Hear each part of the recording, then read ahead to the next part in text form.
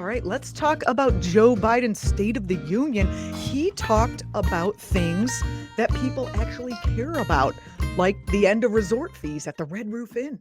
I mean, I know they leave the light on for you, but it is far from being a resort. And he also talked about things like climate change and reproductive rights and police violence and police reform, workers' rights, all that stuff, all the good stuff. He said that stuff out loud, unabated. It was very refreshing, I must say, as someone who watches a lot of talk shows where any Democrat has to either answer to the right wing spin or the corporate spin. Like all the questions are always couched in, how are you going to pay for it? Or some other type of spin zone, or they get interrupted by whatever libertarian lunatic is allowed out onto the TV screens. But of course, he did get interrupted by some asylum escapees, I guess. Marjorie Taylor Greene with her, it was like she had a tick, just a liar, liar. She just kept shouting like a fool.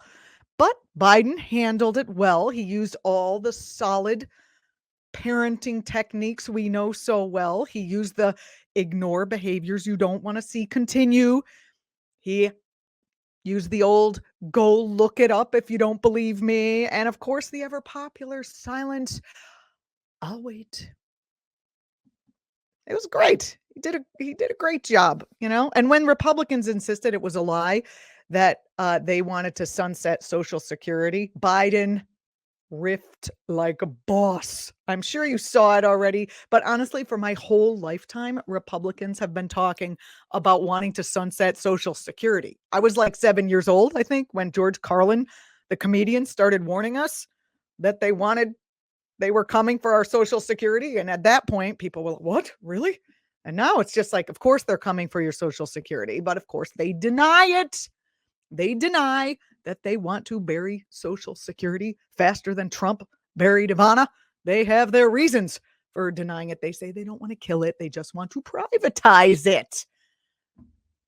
I mean, the fact that they denied that that was the case during the speech on the day after former Vice President Mike Pence went out to talk in DC about reforming the program, giving people private accounts that would be held, of course, by the same banks that are right now screwing everybody 10 ways from Sunday.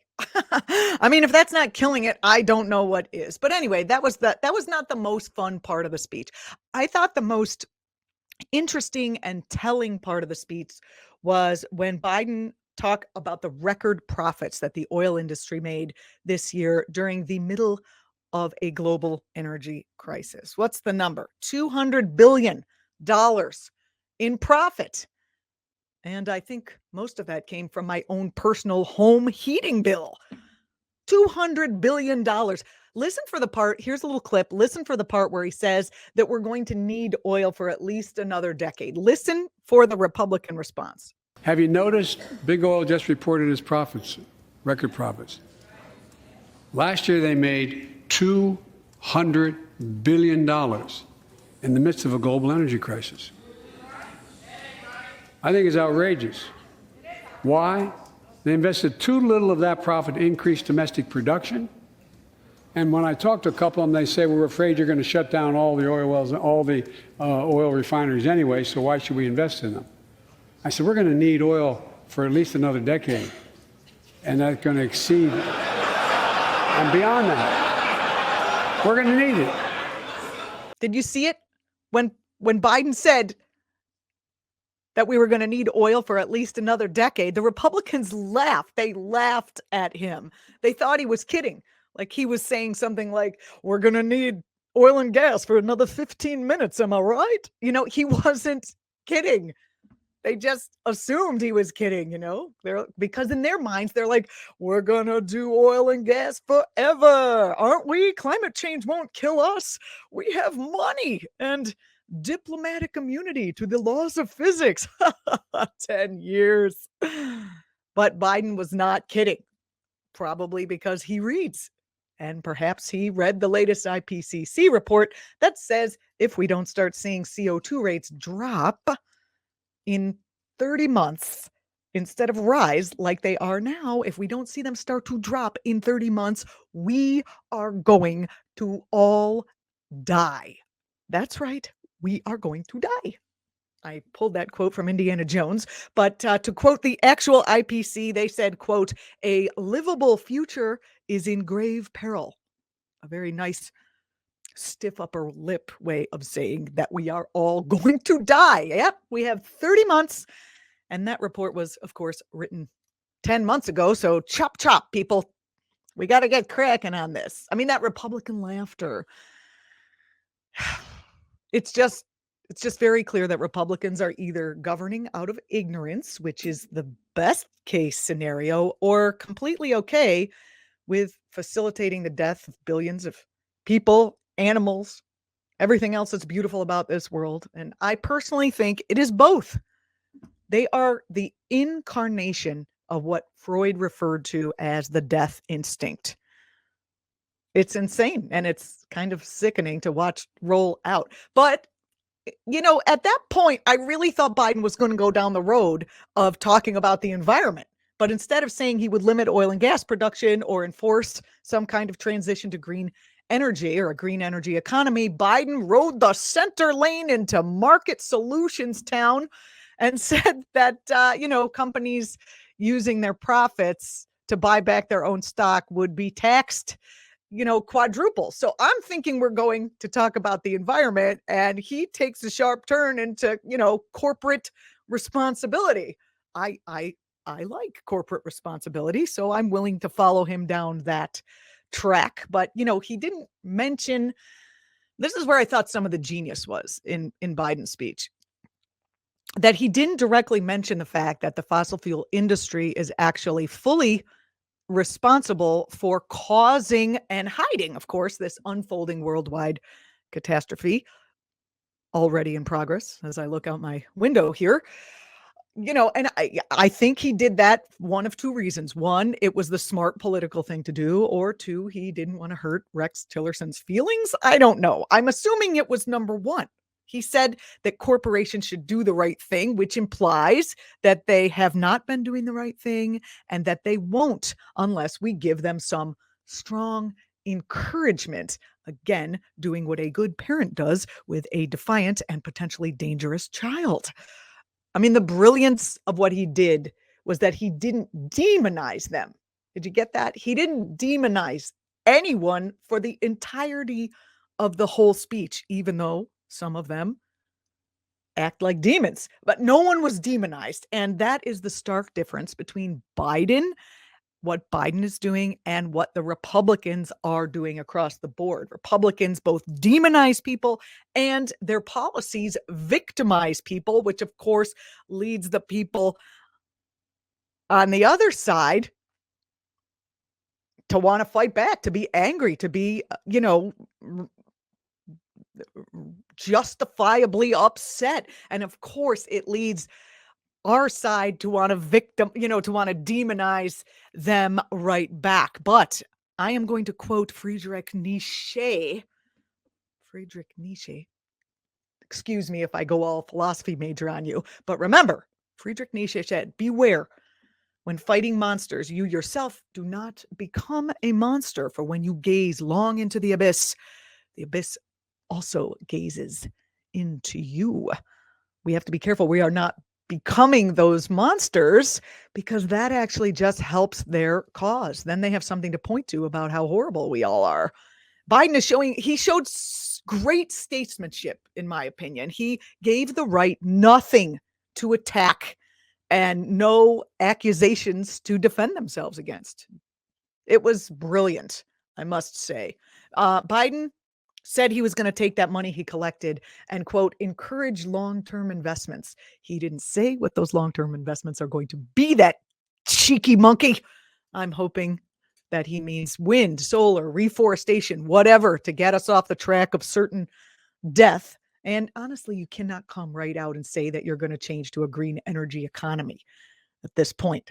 No, you can't come right out and say, I'm going to require solar or wind or green energy, because then the other side will call you an authoritarian socialist, and the uninformed voters over there will get scared, and then they will vote in a totalitarian fascist.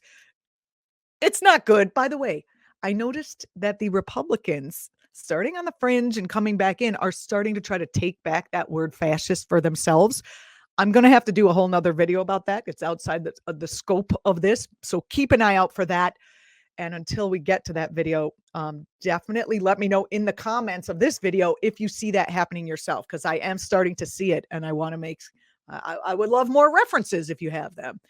Anyway, back to it. Biden being not an authoritarian socialist, he reminds us constantly through his policies and his words that he is a capitalist. He's not a central planner. And at this point, I don't care, as long as we can get the job done as soon as possible. We got 30 months minus 10. You want to do a market-based transition to a life-affirming future? Fine, good. Get her done. I think the revolution would take a lot longer than that. And I don't think it's going to get us in 20 months anywhere closer to where we need to be. Biden may be an incrementalist, but he's incrementalizing in the right direction. That's how they play football, right? You try to get it ball over the line, and then if you don't get it all the way there, hopefully somebody else can grab it and run. I don't know. I'm not a football specialist. Perhaps you're actually watching this while you watch the game at the same time. That's kind of interesting. Again, Biden, a capitalist offering market solutions. I think, what did he say? He's going to make 500,000 electric vehicle stations. So now I got to go buy a Tesla or beg my beloved Subaru company to come out with an electric, because now that there's more stations, market incentives to go buy another one. It's going to encourage people because you can load up, blah, blah, blah. You'll be able to go all the way to Toledo from wherever it is that you are now. That would be good. Biden, the capitalist, he says he's a capitalist. He is proposing capitalist solutions. I don't want to hear any more about him being a socialist, although I'm sure I will if I turn on one of the right-wing news outlets. If he wasn't a capitalist, he'd have said something like, listen, the oil and gas in the land of this country belongs to all Americans. It is our joint natural resource.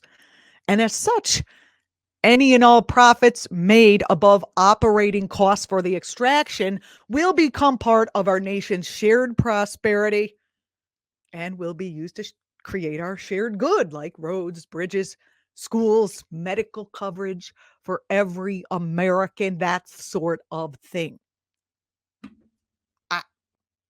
I know it sounds a little socialisty, but it also sounds a little good, if you ask me. I mean, let's do a little numbers. Last year in the US, Exxon, only the one company, Exxon reported more than $55 billion in profits. Just one company. And let's take a look. Here's what Medicare for all would cost.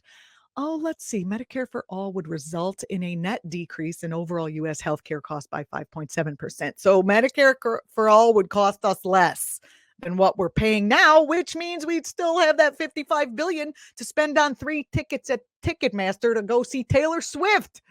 Oh, wait.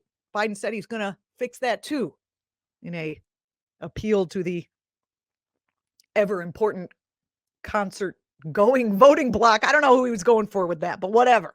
The stock buyback thing is just another moment of sheer political brilliance, if you ask me. No one cares if you do it. No one specifically that's watching. Really, very few of the voters, other than maybe Darren Woods, the CEO of Exxon, and the monopoly guy. Nobody is going to be touched by a stock buyback. And everybody in this country, from left to right, wants to see corporations get their comeuppance, because we are sick of being put on hold. We are sick of being railroaded around. We are sick of corporations basically trying to screw us at every corner. It's just insane out there these days. I mean, the right, the propagandists on the right are going to connect this stock buyback idea to some horrible ideology to get their people around it. They're going to try to connect it to something like, oh, first it's stock buybacks and then they're going to come and take your guns. So, leave a comment if you see that already happen. Leave a comment at the bottom of this. I would love to hear it.